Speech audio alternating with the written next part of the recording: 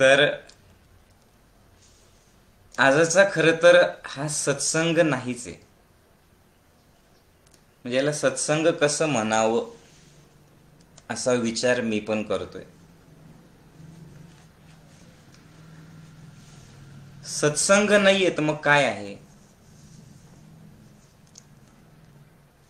तर जे साधक आज ऐकत आहात ना,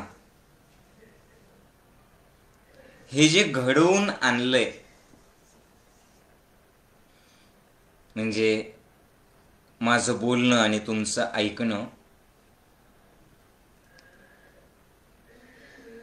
याच्यात आपलं काहीच नाहीये, ना तुमचं ना माझं.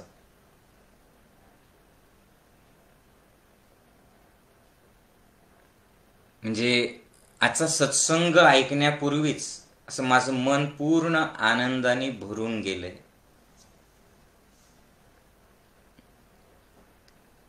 तो आनंद कधी माझ्या डोळ्यातून अश्रूंच्या रूपाने बाहेर पडेल मलाही कळणार नाही.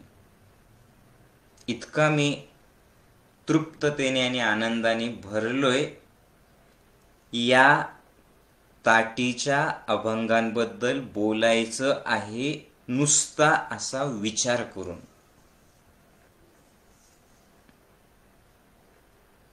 काय बोलणार आहे ते मलाही नाही माहिती, पण जे बोलणार आहे, जे बोलल्या जाईल, त्याच्यात तुमचं माझं काहीच नाहीये. ही ज्ञानेश्वर माऊलींची, ही मुक्ताईंची, ही सोपान देवांची आणि ही निवृत्तीनाथांचीच इच्छा आहे. त्यांच्याच इच्छेने हे होत आहे याचा अनुभव मात्र तुम्हाला येणार आहे. तसा हा अनुभव जो तुम्हाला येणार आहे तो इतरांनाही पोहोचावा, इतरांनाही ते मिळावं, याच्यासाठी सर्वांना घरातल्या सोबत घेऊन हे ऐका. हा सत्संग जर शेअर केलेला नसेल तर तो शेअर करा, म्हणजे इतरांनाही ऐकता येईल.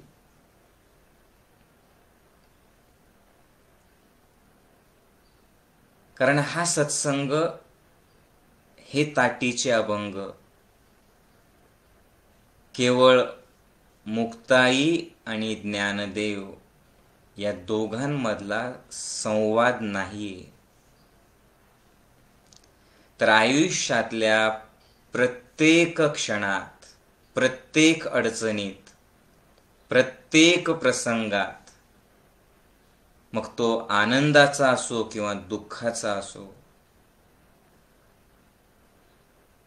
तो तुमच्या कौतुकाचा असो किंवा अपमानाचा असो, तो कुणाच्या जन्माचा असो अथवा मृत्यूचा असो,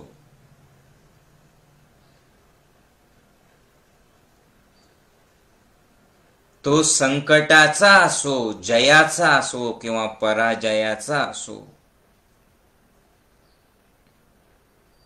तो कुटुंबातल्या मतभेदांचा असो, तो नवरा बायको सासू सुनांमधल्या प्रसंगाचा असो किंवा आई मुलाचा, गुरु शिष्याचा किंवा दुकानदार आणि गिऱ्हाईकांचा असो, त्या प्रत्येक प्रसंगात कसं वागायचं, कसं राहायचं, कसं बोलायचं, याच्याबद्दलचा उपदेश आहे, जो आज एका सत्संगात संपणार नाही आहे. ताटीचे अभंग आपल्याला, मला असं वाटतंय अंदाजे, एक 3-4 सत्संग याला लागणार आहेत. आणि म्हणून हे ऐकताना मला शांतपणे ऐकायचंय, मला एका जागी बसायचंय, मला 1-1.5-2 तास माझ्यासाठी काढायचे आहेत, मला वही पेन घेऊन बसायचंय. हे ऐकताना मला आत्मचिंतन करायचंय, मला स्वतःच्या मध्ये जायचंय. काम करता करता वेळ नाही, कामात काम म्हणून हा सत्संग ऐकू नका हो. कारण हा माझा अनुभव आहे की आत्ता तुमचं माझं सत्संगासाठी एकत्र येणं हे काय आहे? तर जे जे काही चांगले कार्य आपण केलेले आहेत ना, या सगळ्या चांगल्या कामाचं जे काही संचित आपल्याकडे आहे, शिल्लक आहे, त्या चांगल्या कार्याची, त्या पुण्याईचं फळ म्हणजे हे ताटीचे अभंग अनुभव नाहीत. हे सुद्धा सर्वांना नाही मिळणार, याला सुद्धा भाग्य लागतं.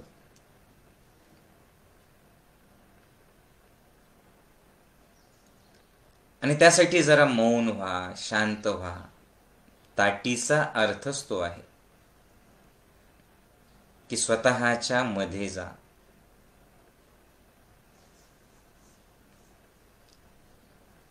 हे माझे शब्द जर तुम्हाला शांत करत असतील, चेहऱ्यावरती हास्य, मनात शांतता, हृदयात प्रेम, शरीराचं स्वास्थ्य आणि स्थिरता हे जर प्रदान करत असतील तर हा सत्संग आहे. तुम्ही सगळेजण आहात माझ्यासोबत? बोला. यस. माणसाच्या आयुष्यामध्ये असे अनेक प्रसंग येतात की जिथे काय करायचं ते कळत नाही. एक मोठं प्रश्नचिन्ह असतं नात्यांबद्दल, स्वतःच्या अस्तित्वाबद्दल, कर्माबद्दल, जीवनाबद्दल. अनेक वेळेला असं वाटतं की मी तर खूप चांगला वागतो, हे लोक माझ्यासोबत असे का वागत असतील?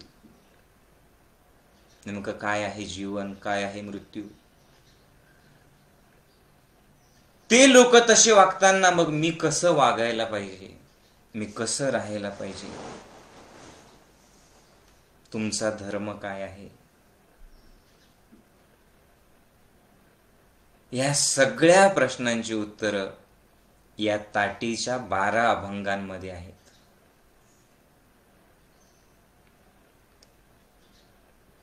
तसं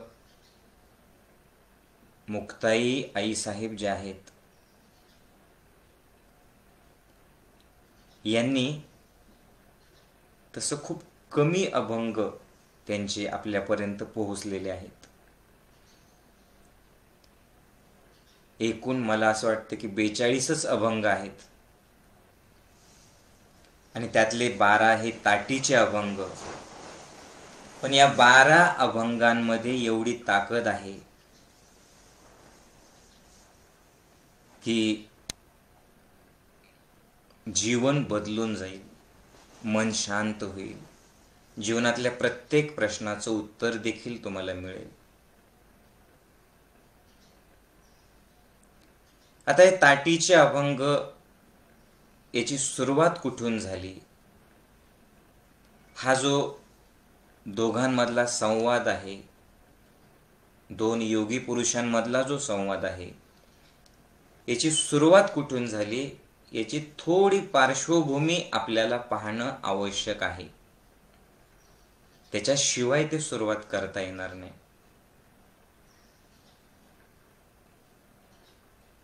तर त्या काळच्या धर्मग्रंथांमध्ये असं लिहिलेलं होतं, 4 वर्ग आपल्या जीवनाचे केलेले होते. 4 आश्रम होते,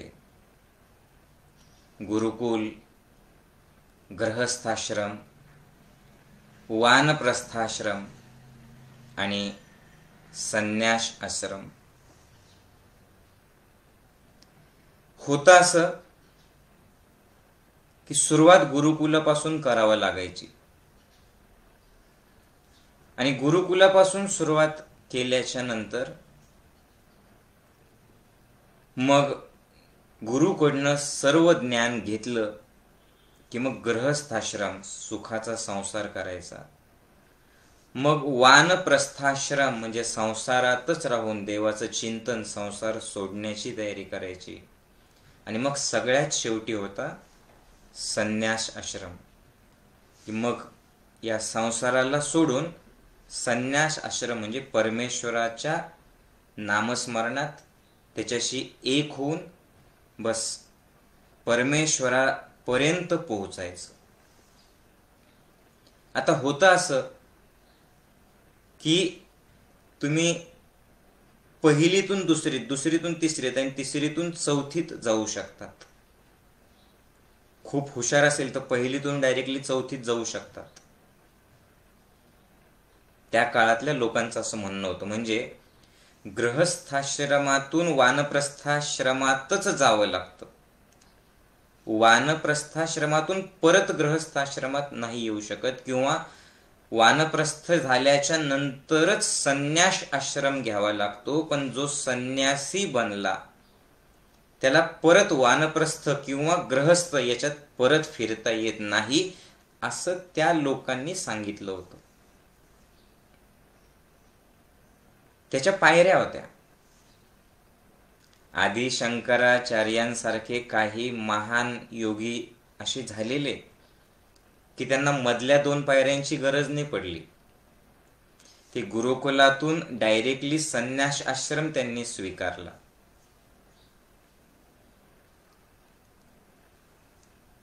त्यांना गृहस्थ आणि वानप्रस्थाची गरज नाही पडली. पण या 4 भावंडांचे जे आईबाबा होते, विठ्ठलपंत, रुक्मिणी, तर विठ्ठलपंतांनी गृहस्थाश्रमातून संन्यास आश्रम ज्यावेळेला स्वीकारला, त्याच्यानंतर तुम्हाला ते सगळं माहिती असल्यामुळे मी परत खूप सविस्तर सांगणार नाहीये. पण त्यांच्याच गुरुच्या आज्ञेप्रमाणे ते परत गृहस्थाश्रमाकडे वळाले. त्याला कारण खूप होते, ते तुम्हाला माहिती आहेत. पण मग संन्यास आश्रमातून गृहस्थ होणं हे त्या काळच्या धर्म जाणणाऱ्या खूप मोठ्या मोठ्या लोकांना, ज्यांना असं वाटायचं की आम्ही सर्व श्रेष्ठ आहोत, देवाला जाणणारे, धर्माला जाणणारे, त्यांना असं वाटलं की या माणसाने सगळ्यात मोठा अपराध केला, संन्यासी झाला आणि पुन्हा तो गृहस्थ झाला. आणि त्याच्यानंतर हे 4 भावंडांचा जन्म झाला. आणि त्या लोकांनी असं सांगितलं की या माणसाला समाजात आम्ही घेणार नाही, या 4 भावंडांचं मौजीबंधन होणार नाही, यांना समाजात राहण्याची लायकी नाही. एवढा मोठा अपराध जरी तो गुरुच्या आज्ञेनुसार असेल, जरी त्यात विठ्ठलपंतांची काही चुकी नसेल, तरी सुद्धा यांनी केलेला आहे. आणि मग या अपराधाला शिक्षा काय आहे? तर देहांत प्रायश्चित्त. त्यावेळेला देवाला जाणणाऱ्या त्या लोकांना असं वाटलं नाही की अरे यांच्यातही तोच देव आहे ना जे आपण ज्ञानयोगात बघतो, यांच्यातहीच तो परमात्मा आहे. आणि सगळ्यांपेक्षा गुरुआज्ञा ही श्रेष्ठ आहे. ही गुरुआज्ञेनेच इथे आलेले होते. पण हा विचार त्यांनी केला नाही. त्याने सांगितलं पुस्तकात असं दिलेलं आहे, तू आमच्यात राहू शकत नाही, तुझ्या लेकरांना आम्ही स्वीकारू शकत नाही. मग ते म्हणाले तुम्ही म्हणताल ती शिक्षा आम्ही घेऊ. त्यांनी सांगितलं मरा. त्याला गोड गोड शब्द आपण वापरतो, देहांत प्रायश्चित्त. सत्य असं आहे की त्यांनी सरळ सांगितलं की तुम्ही जगण्याच्या लायकीचे नाहीये, आत्महत्या करा नाही तर मरा तिकडे, आम्हाला काही घेणं देणं नाही. उगी गोड गोड शब्द कशाला वापरायचे. आणि मग निदान आम्ही मेल्याच्या नंतर तरी आम्हाला हा समाज स्वीकारायला. आणि त्या समाजात बरं का एक गोष्ट लक्षात ठेवा, ज्यांनी स्वीकारलं नाही यांना, त्याच्यात तुमच्या माझ्यासारखे सगळेच होते, समाजातले सगळेच लोक होते जे देवाच्या पाया पडायचे. कारण त्यांनी फार मोठी चुकी केली होती, त्यांच्या गुरुचं ऐकून पुन्हा गृहस्थाश्रम स्वीकारला होता असं त्यांना वाटत होतं. आणि मग विठ्ठलपंत आणि रुक्मिणी यांना असं वाटलं की ठीक आहे, आपण मेल्याच्या नंतर तरी हा समाज स्वीकारेल. त्यांनी काय केलं, त्रिवेणी संगमाच्या तिकडे गेले, उड्या टाकल्या, मेले. आणि मग खडतर प्रवास या 4 भावंडांचा सुरू झाला. आणि वय काय होतं म्हणजे या 4 भावंडांना डोळ्यासमोर आणल्याच्या नंतर आणि त्यांचं चरित्र ऐकल्याच्या नंतर, त्यांचं जीवनातले 2-3 प्रसंग जरी पाहिले आणि जर तुमच्या डोळ्यामध्ये पाणी आलं नाही तर शंका आहे, खरंच तुम्ही माणूस आहात का. म्हणजे जो खरंच माणूस आहे, थोडा जरी संवेदनशील असेल तर त्याचं हृदय या 4 भावंडाप्रती करुणेने भरून जाईल. डोळ्यातून अश्रू व्हायला लागतील की खरंच काय सहन केलं असेल या 4-4 काहीच चुकी नसताना. या 4 काय चुकी होती. वय काय होतं त्यांचं. मुक्ताबाईंचं 7 वर्ष, सोपानदेवांचं 9 वर्ष, ज्ञानदेवांचं 13 वर्ष आणि ज्ञानदेवांचं 11 वर्ष आणि निवृत्तीनाथांचं 13 वर्ष.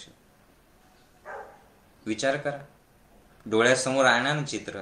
आणि म्हणून मी सांगतो की एकरूप व्हा.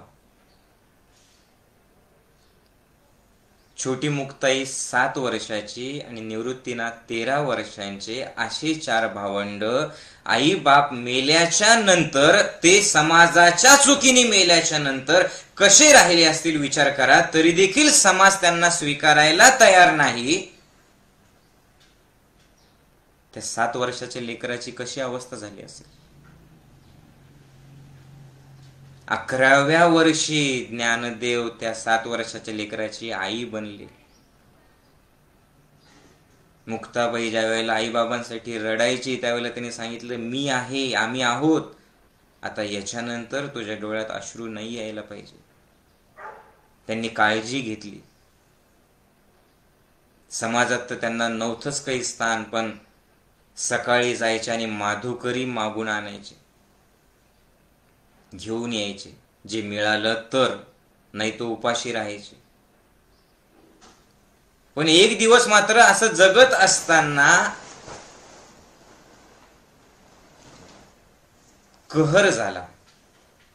याच आपल्यासारख्या लोकांनी माधुकरी मागायला गेल्याच्या नंतर त्या ज्ञानदेवांना त्यांच्या आईबाबांवरतूनच खूप घाणेरडं बोलले.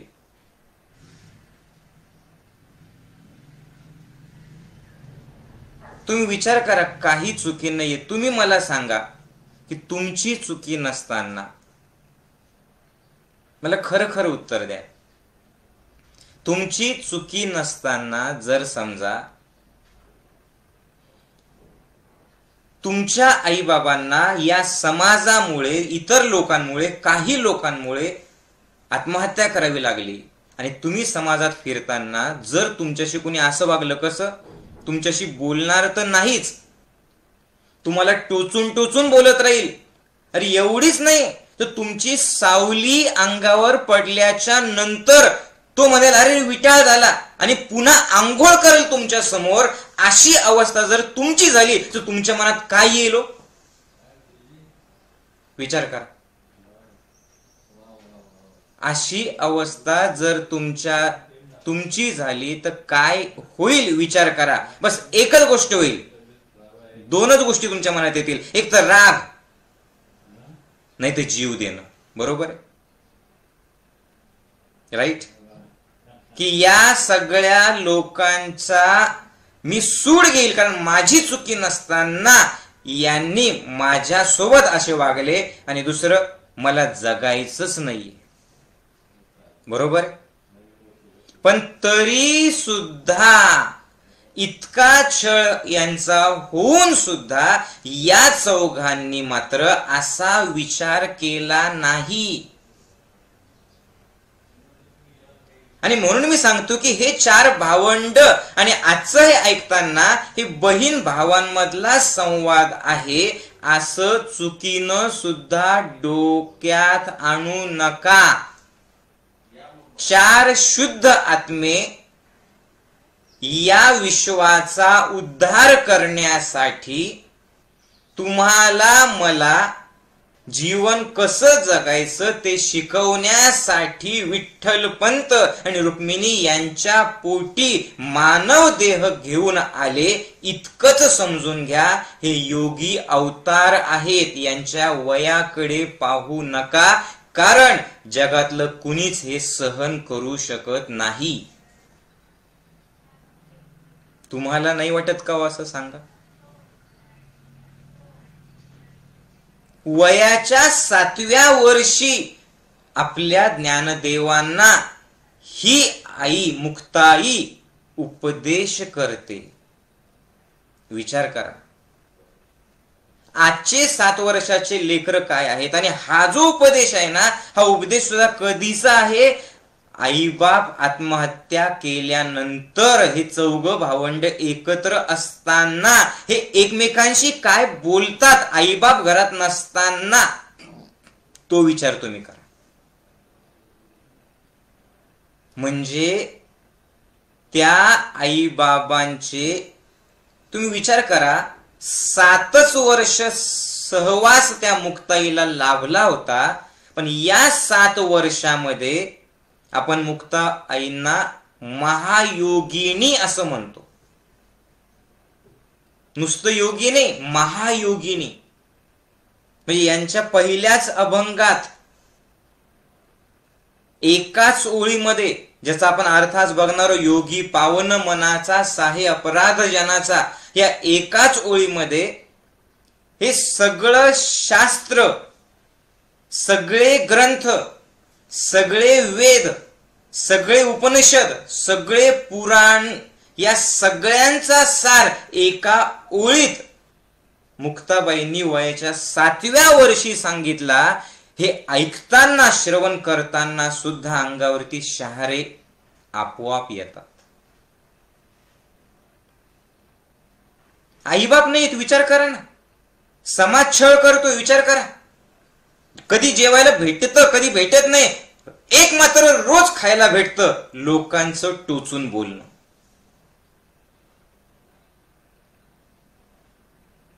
विचार करा, आपले लेकरं आईबाप नसताना उलट त्यांना असं वाटतं की मोकळं रान मिळालं, करा काय करायचं ते, टीव्ही बघा, एन्जॉय करा, मोबाईल बघा, खेळा. पण काय असेल विठ्ठलपंत आणि रुक्मिणी यांचं? विचार करा, यांचं पुण्य, यांचं वागणं, यांचं आचरण, की वयाच्या 7व्या वर्षी ते नसताना, ते कायमचे सोडून गेलेले असताना या भावंडांमध्ये संवाद कोणता? तर हा ताटीचे अभंग. या भावंडांचा संवाद कोणता? तर चांगदेव 65. या भावंडांचा संवाद कोणता? तर अमृतानुभव. आणि म्हणून मी सांगतो की यांना माणूस आहे हे असा विचार, एवढाच विचार करणं सोडून द्या. हे मानवाच्या शरीरातले अवतारी पुरुष आहे, ज्यांनी तुमचा आणि माझा उद्धार करण्यासाठी, तुम्हाला आणि मला दुःखातून सोडवण्यासाठी. अरे तुम्ही आणि मी विचार करा, छोट्या छोट्या गोष्टीत एवढं सगळं मोठं आहे, इतकं माझ्या आयुष्यात घडलं आणि आता मी काय करू, आणि आता माझं सगळं संपलं, असा विचार करत रडत बसतो. नाही करत. लेकरू चांगलं वागत नाही, आईबाप असे का वागतात, त्यांनी असं का केलं, मी नेमकं काय करू, व्यवसायात अपयश आले, इतके छोटे छोटे प्रॉब्लेम आपल्याला, आणि तरी 10 लोक सपोर्ट करणार आहेत. तुम्ही एकदा विचार करा ना की त्यांचं कसं झालं असेल की ज्यांना कोणी सपोर्ट करायला नाहीये. अरे नातेवाईक तर सोडा, समाजातलं कोणी त्यांना आपलं म्हणायला तयार नाही. लोक थुंकतायत अंगावरती, जी माधुकरी घेऊन येतील त्या झोळीमध्ये माती टाकतायत. तुम्ही विचार करा ना, रोज घाणेरडं बोलतायत, हिनवतायत त्यांना, आणि तरी देखील ना क्रोध मनामध्ये, तरी देखील ना सूड भावना मनामध्ये. उलट म्हणताना काय सांगितलं ज्ञानेश्वरांनी, जे खळांची व्यंकटे सांडो तया सत्कर्मी रती वाढो. याला साधं समजू नका. अरे तर परमात्मा श्रीकृष्णाने सांगितलेलं आहे की जेव्हा अधर्म होईल तेव्हा मी जन्म घेईल आणि अधर्मी लोकांचा नायनाट करेल. पण त्यांचं लेकरू ज्ञानोबा माऊली मात्र म्हणतात की देवा चुकतोय तू, अधर्मी लोकांचा नायनाट नाही करायचा, त्यांचं वागणं बदलायचं, वाईट लोकांचा नायनाट नाही करायचा, त्यांचा वाईटपणा काढून घ्यायचा. वाईटपणा काढून घेतला तो वाईटपणाही जाईल आणि माणूस चांगलं जीवन जगेल. मग मारण्याची काय गरज आहे? जे खळांची, खलनायक खळ म्हणजे व्यंकटी वाईटपणा सांडून जाऊ दे, आणि परमेश्वरा तुला द्यायचंच असेल ते एकच दे. तया सत्कर्मी रती वाढो, त्यांचं सत्कर्मात त्यांची प्रगती होऊ दे. अजून याच्यापेक्षा वेगळं काय पाहिजे? बघा ना तुम्ही.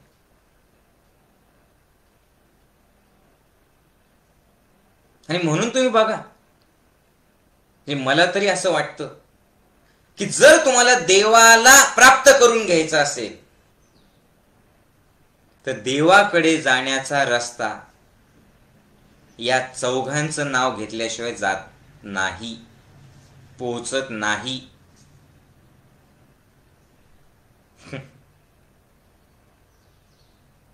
आणि याच्यासाठी सत्संगाची गरज आहे, याच्यासाठी गुरुची गरज आहे. गुरु गोविंद दोनो खडे काके लागू पाय, बलिहारी गुरु आपने गोविंद देव बताय. कबीरजी सांगतात ना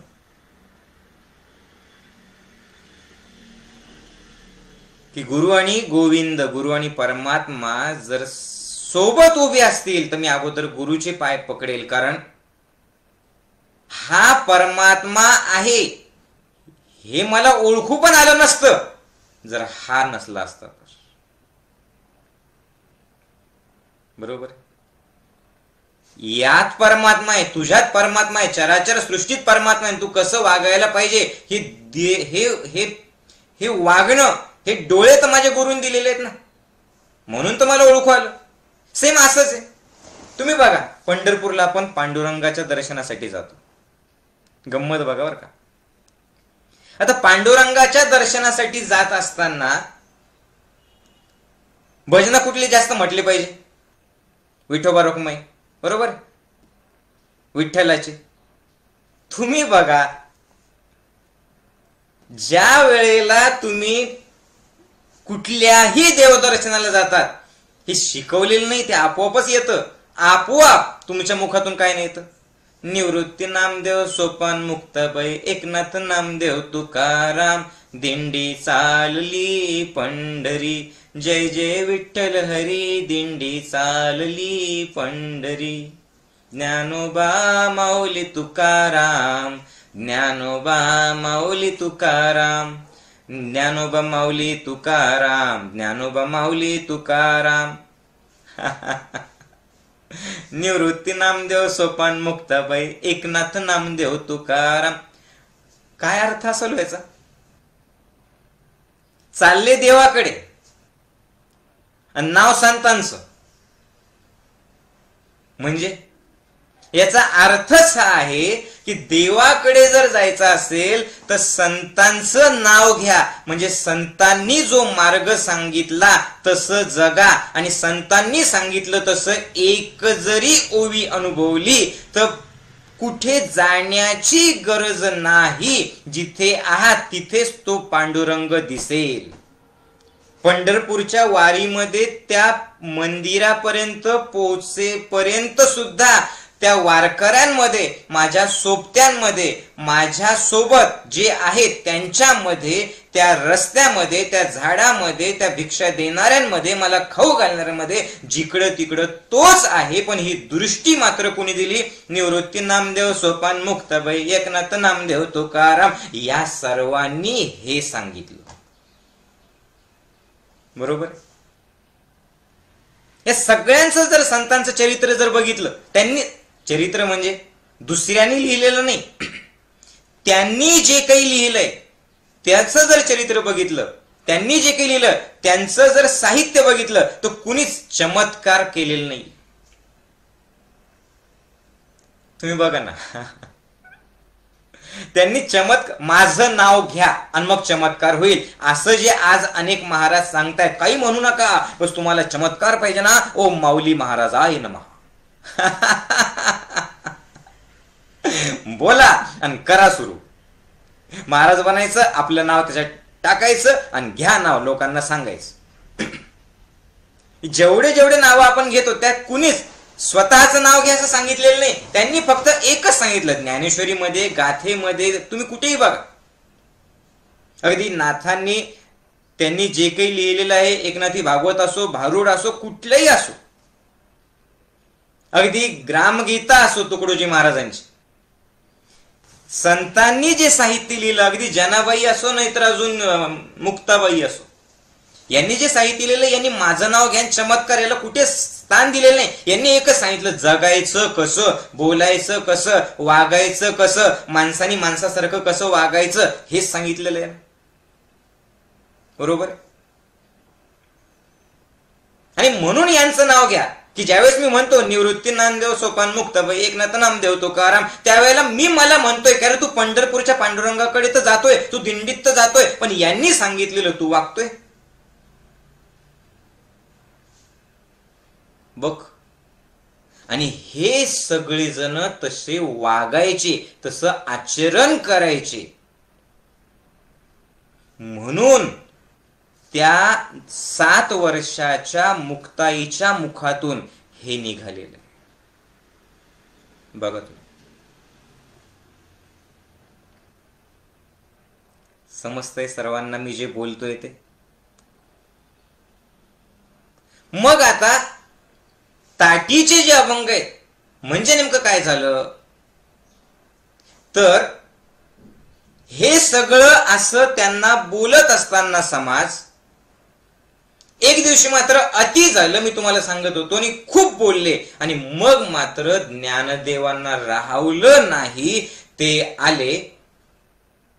आणि आल्याच्या नंतर सिद्धपेठावरती सरळ गेले आणि त्यांच्या झोपडीची ताटी लावून आतमध्ये बसले.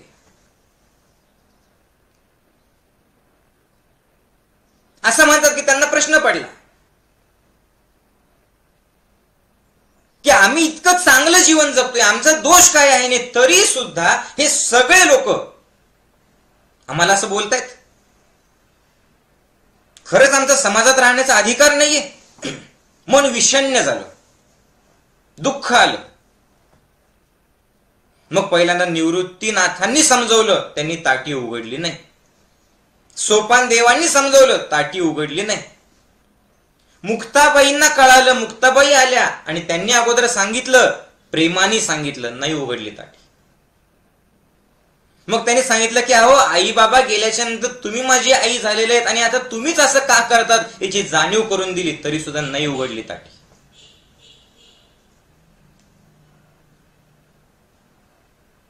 सत्य काय आहे ते सांगितलं, तरी सुद्धा नाही उघडली ताटी. आणि मग मुक्ताबाईंनी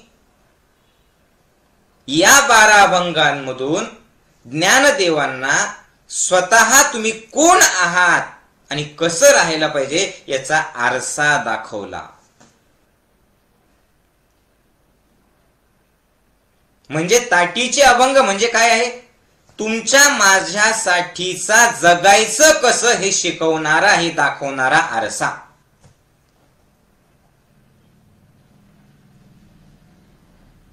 कारण ज्या ज्या वेळेला चूक होते त्यावेळेला स्वतःला पाहिलं तरच सतसत विवेक बुद्धी जागृत राहू शकते होते. आणि जर चूक असतानाही जर स्वतःला नाही पाहिलं तर विवेक बुद्धी जागृत होऊ शकत नाही. म्हणून आपल्या मराठी भाषेमध्ये जर तुम्ही बघितलं तर कुणी जर चूक केली, कुणी जर खोटं बोलत असेल तर खोटं बोललेलं असताना जर तरी सुद्धा तो ऐकत नसेल, आपण काय म्हणतो, एकदा फक्त आरशात तुझा चेहरा बघ, तुझा चेहरा तू आरशात बघ, तुझ्याच डोळ्यात तू बघ आणि मग तुला जे वाटलं ना ते कर.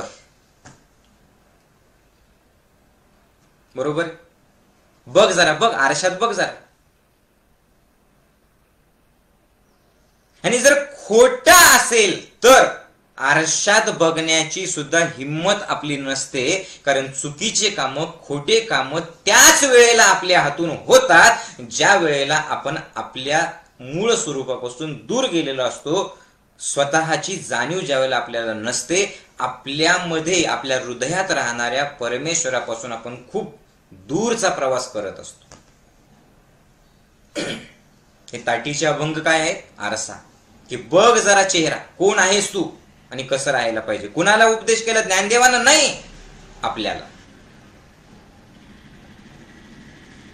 कळतंय का? म्हणजे आता आपण अभंगाच्या थोडं थोडं जवळ येणार आहोत. ही आपली प्रवचनमाला, ही आपले सत्संगमाला 4-6 आठवडे चालू शकतील. पण त्याच्या अगोदर ताटीचा अर्थ असा आहे की माऊली आले आणि त्यांनी झोपडीचा आतून दार लावून घेतला असं नाहीये. त्यावेळेला की आपल्या घरासारखे घर नव्हते. लागून घेतला आतून, मी रुसून बसलो. झोपडी होती आणि कुत्रे मांजरे मध्ये येऊ नये म्हणून साधं एक छोटासा तट्ट्याचा दरवाजा होता, तो नुसता लावायचे. बघावर का गंमत. मग जर ते तट्टरचा दरवाजा नुसता लावला, आडोसा केला, तर निवृत्तीनाथ, सोपानदेव आणि मुक्ताबाई त्यांनी तो दरवाजा सहज काढून ज्ञानदेवांना त्यांच्या जवळ जाऊन बोलू शकले नसते का? बोलू शकले असते. पण एक गोष्ट लक्षात घ्या की ज्ञानदेवांचं, मला असं वाटतं बरं का, माहिती नाही पण मला असं वाटतं की या 4 भावंडांची समाजाला शिकवण्यासाठीची ही एक लीला आहे. त्यांनी ते मुद्दाम केलेलं आहे. कारण तुम्हाला खरंच असं वाटतं का? मला उत्तर द्या की ज्या ज्ञानदेवांनी 1400 वर्ष तपश्चर्या केलेल्या चांगदेवांना कसं जगायचं ते सांगितलं, एकत्व सांगितलं, ब्रह्मसत्य सांगितलं, ज्या ज्ञानदेवांनी ज्ञानेश्वरी लिहिली, ज्या ज्ञानदेवांनी अमृतानुभव लिहिला, ज्या ज्ञानदेवांनी पसायदान दिलं, जो जे वांछेल तो ते लाहो, असे ज्ञानदेव कुणाच्या शब्दांनी खरंच नाराज होतील? बरं, हे शब्द त्यांनी आजच ऐकले होते का हो? अरे जन्मापासून 11 वर्षापर्यंत ते रोजच ऐकायचे ना. मग रोजच ऐकायचे तर आजच कस काय रुसून बसले? आजच कस काय त्यांचं मन विषण्ण झालं, त्यांना दुःख झालं? नाही, हे लक्षात घ्या. हे जे 4 भावंड आहेत ना, मला असं वाटतं की निवृत्तीनाथ, निवृत्तीचा अर्थच काय आहे? ज्यांनी वृत्तीचा त्याग केला. वृत्तीचा त्याग म्हणजे काय? की कुठल्या गोष्टींचा परिणामच ज्यांच्यावरती होत नाही असे योगी निवृत्तीनाथ. वृत्तीच मनात येणार नाही त्यांच्या. जे निवृत्त झालेले, वृत्तीपासून दूर झालेले आणि स्वरूपामध्ये जे गेलेले, असे म्हणजे निवृत्तीनाथांचा अर्थ आहे भगवान शंकराचं रूप, महादेवाचं रूप. सोपान देवांचं आहे ब्रह्माचं रूप. ज्ञानदेव सगळी निर्मिती यांनी सगळी केली एवढी ज्ञानेश्वरीची, पसायदानाची.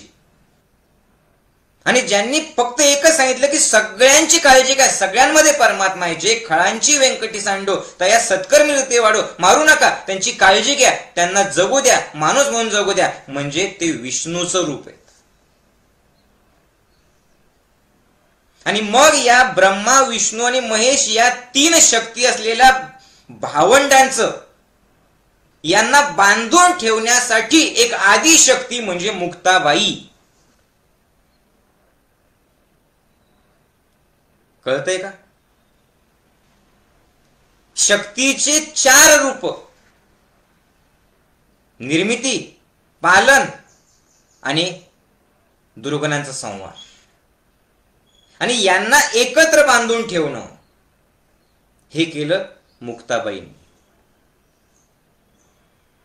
म्हणजे या वेगवेगळ्या रूपात असलेला परमात्मा जो तुम्हाला मला संदेश द्यायला आलेला होता, त्याच्याशिवाय त्यांचं जीवन बघा, त्याशिवाय हे होऊ शकत नाही. म्हणजे ते साक्षात्कारी अवतार होते, योगी पुरुष होते, योगी अवतार होते. आणि या 4 योगी अवतारांनी ही लीला केली. ताटीचे अभंग म्हणजे की माणसाला जर काही प्रश्न पडले तर पहिल्यांदा त्या माणसाने ताटी लावायला पाहिजे.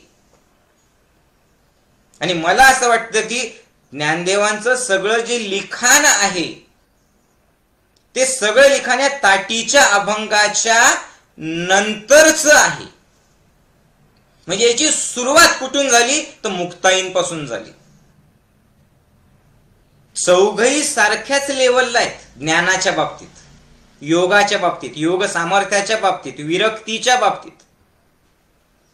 पण तरी सुद्धा सुरुवात मुक्ताईपासून का बरं?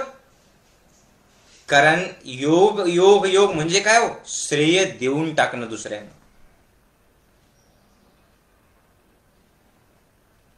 कळतंय का? आणि म्हणून ही लीला आहे, म्हणून हे नाटक या चौघांनी केलेलं आहे.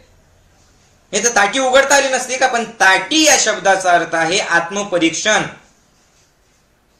ताटी या शब्दाचा अर्थ आहे की बाहेरच्या लोकांना न बघता स्वतःला पहा, ताटी लावा. ताटी या शब्दाचा अर्थ आहे आतमध्ये जा. ताटी या शब्दाचा अर्थ आहे जे पतंजली ऋषींनी सांगितलं अष्टांग योग, यम नियम आसन प्राणायाम, प्रत्याहार धारणा ध्यान समाधी. त्यातलं प्रत्याहार म्हणजे ताटी लावणं, जे सगळ्या संतांनी केलेलं आहे. तुकाराम महाराज डोंगरावरती जायचे,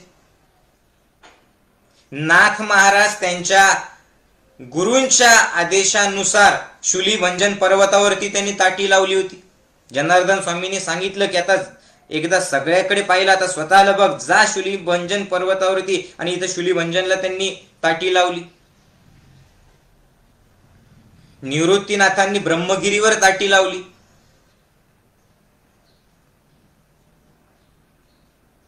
बरोबर आहे. युद्ध सुरू करण्याच्या अगोदर अर्जुन गोंधळून गेला होता, मग 18 अध्यायांची ताटी लावली. कळतंय का ताटी लावणं म्हणजे काय?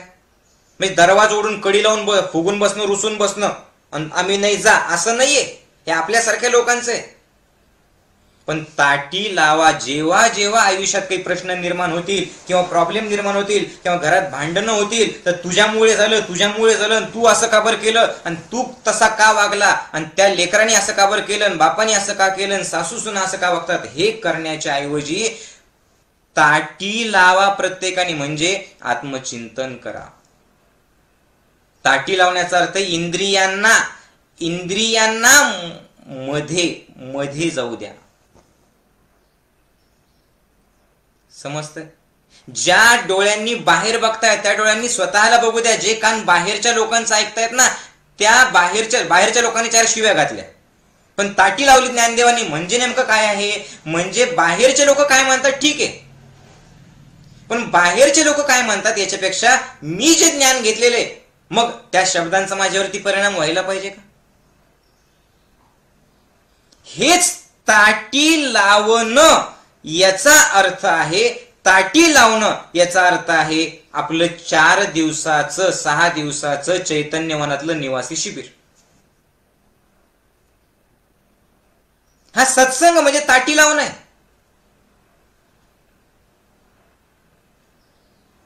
कळतंय का? सत्संग म्हणजे सुद्धा ताटी लावणं आहे, 4 दिवसाचं निवासी शिबिर.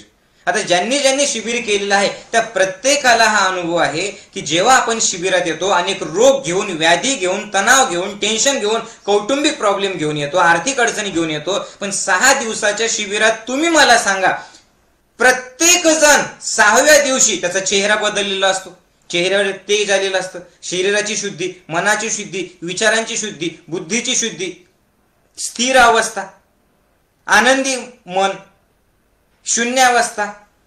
आणि आता असं वाटतं की बस जीवन तेच आहे, पण तो जगणारा जो बदलतो ना, तो पाहणारा जो बदलतो ना, त्याच जीवनात, त्याच संकटात, त्याच प्रॉब्लेम मध्ये मस्त आनंदात भरभरून जगायला सुरुवात होते की नाही होत, तुम्ही मला सांगा.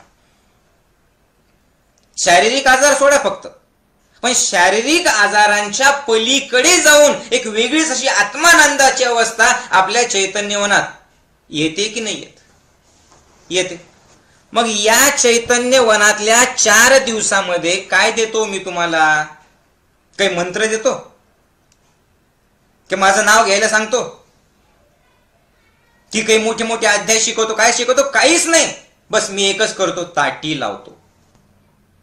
मी ताटी लावली की माझ्या निमित्ताने तुम्ही ताटी लावतात.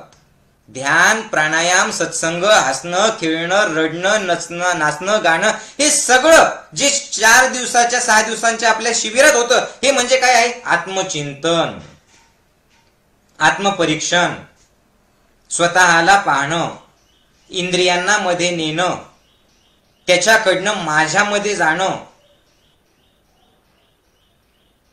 परमेश्वराच्या डोळ्यातून या जगाला बघणं, स्वतःची जाणीव करून घेऊन जागरूक अवस्थेत शून्य होऊन साक्षी भावानी जगणं, म्हणजे आपलं 6 दिवसाचं शिबिर. आणि म्हणून मी सांगतो की 6 दिवसाचं चैतन्यवनातलं शिबिर सुद्धा करायला पाहिजे, पुन्हा पुन्हा जायला पाहिजे, पुन्हा पुन्हा ताटी लावायला पाहिजे. हे सुद्धा भाग्यवंतांनाच लाभतं. मी जेवतो कसं, मी आहार कोणता घेतो, मी बोलतो कसं, मी ऐकतो कसं, मी प्रतिक्रिया कशी देतो, हे सगळं स्वतःनी स्वतःला पाहणं म्हणजे ताटी लावणं आहे. प्रत्याहार म्हणजे इंद्रियांना मध्ये वळवणं. कळतंय ना? आरशात पाहणं. आणि सगळ्या संतांनी हे केलेलं आहे. आणि मग मी सांगत हे होतो की मग आता ज्ञानदेवांना सुरुवात करायची होती निवृत्तीनाथांच्या आशीर्वादाने. पण गंमत बघा, त्यांनी सुरुवात माझ्यापासून, चला मी सुरुवात केली, मी असं नव्हतंच, मी नाही, तू, माझ्यापेक्षा तुम्ही अगोदर बघा. मी आधीच सांगितलं की ज्ञानदेव मुक्ताबाईंची आई झाले, ज्ञानदेव मुक्ताबाईंची गुरु झाले. मग ही लीला कशासाठी आहे? तर जे काही आम्हाला ज्ञान मिळालेलं आहे आई बाबांकडनं, या सगळ्या ज्ञानाची परीक्षा म्हणजे ताटीचे अभंग. आणि त्याच्यानंतर मग पुढचा सगळा प्रवास ज्ञानदेवांचा सुरू झाला. म्हणजे कसं माहितीये का, की शाळेतल्या विद्यार्थ्याला शिक्षकांनी शिकवलं. बघा बरं का, असं असतं की नाही. आणि शिक्षकांनी विद्यार्थ्यांना शिकवल्याच्या नंतर आता शिक्षक काय म्हणतात, आता मी तुम्हाला सगळं काही शिकवलं, आता तुम्हाला किती येतं बघू. आता एक काम करा, कुणाला तरी एका विद्यार्थ्याला शिक्षक सांगतात, ए बाळा तू इकडे, बरं तू इकडे चल, तू आता इथं उभं राहा आणि खडू घे, छडी घे, तू समोर उभं राहा आणि सगळ्यांना शिकव. आता मी तुझ्या जागी जाऊन बसतो. बरोबर होतं की नाही? असं म्हणजे आपल्या वेळेस तरी होतं, आताच्या शिक्षकांचं माहिती नाही मला, आणि आहेच असं आताही आहे. आणि मग एक विद्यार्थी उठतो, तिथे जातो आणि ते शिक्षक जे आहेत ना, ते शिक्षक खाली बसतात. कुठे? विद्यार्थ्याच्या जागी बसतात. आणि विद्यार्थ्याच्या जागी बसल्याच्या नंतर ज्या वेळेला तो विद्यार्थी शिक्षक म्हणून शिकवतो आणि जर त्यांनी योग्य शिकवलं तर सगळ्यात जास्त आनंद कुणाला होतो? त्या शिक्षकाला होतो की नाही होत? का त्यांना अपमान वाटतो की मी आणि यांच्याकडनं शिकेल, हा काय शिकवणार आहे मला, मीच त्याला शिकवलं, असं वाटतं का? नाही. म्हणजे ज्या वेळेला शिष्याने गुरुला, ज्या वेळेला विद्यार्थ्यांनी शिक्षकाला त्याचं ज्ञान मिळालं, ते बरोबर प्रूव्ह करून दाखवलं, त्यावेळेला त्या गुरुच्या शिष्याचा गुरु झालेला बघून सगळ्यात जास्त आनंद गुरुला होतो. कळतंय का? म्हणजे शिष्याचा गुरु झाला त्या क्षणाला गुरुचा सद्गुरु होतो.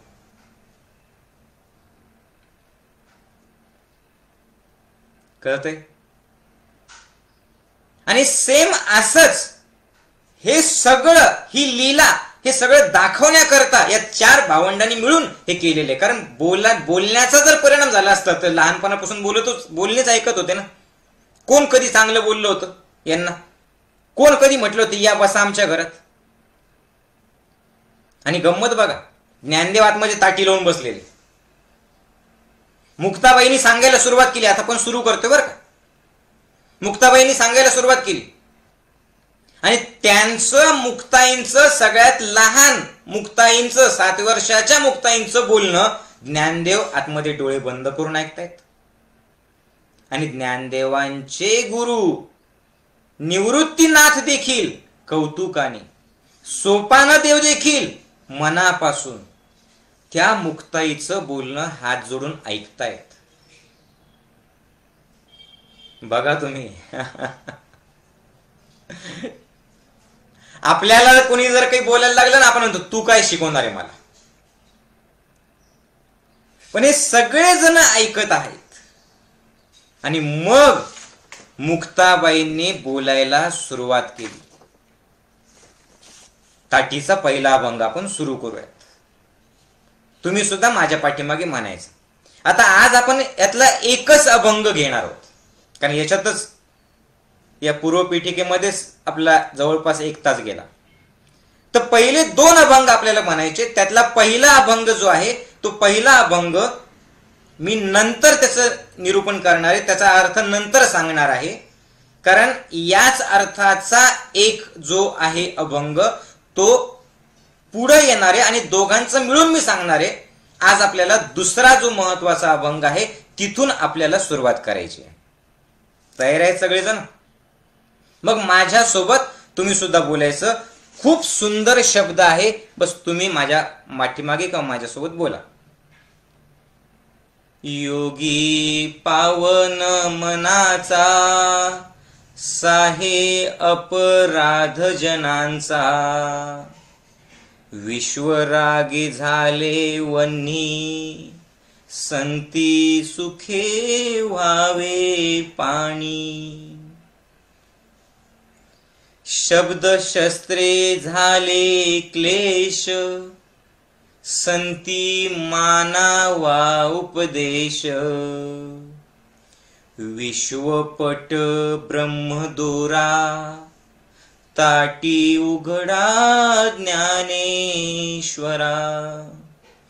ताटी उघडा ज्ञानेश्वरा, ताटी उघडा ज्ञानेश्वरा. ताटी उघडा ज्ञानेश्वरा, ताटी उघडा ज्ञानेश्वरा.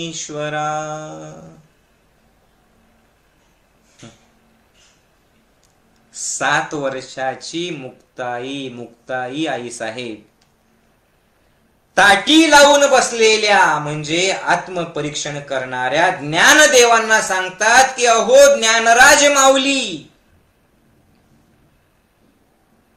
आता उघडा ताटी प्लीज. हे पुन्हा ऐका. हा संवाद दोघांमधला नाही बरं का, दोघांनी मिळून हा तुम्हाला मला केलेला उपदेश आहे, तुम्हाला मला दाखवलेला आरसा आहे. तुमच्या निर्मितीपासून तर अंतापर्यंत तुम्ही कसं राहायला पाहिजे आणि तुम्ही कोण आहात याची जाणीव म्हणजे हे अभंग आहेत. दुसऱ्या अभंगाबद्दल आपण बोलतोय. सुरुवात करूयात. योगी पावन मनाचा साहे अपराध जनांचा, विश्वरागे झाले वन्नी संती सुखे व्हावे पाणी. मला ते सांगतानाच असं भरून येतंय. किती सुंदर आहे बघा. पहिला शब्द कुठला आहे? योगी पावन मनाचा. 4 ओळी आहेत या अभंगात, ज्याला आपण चरण म्हणतो. 4 चरण.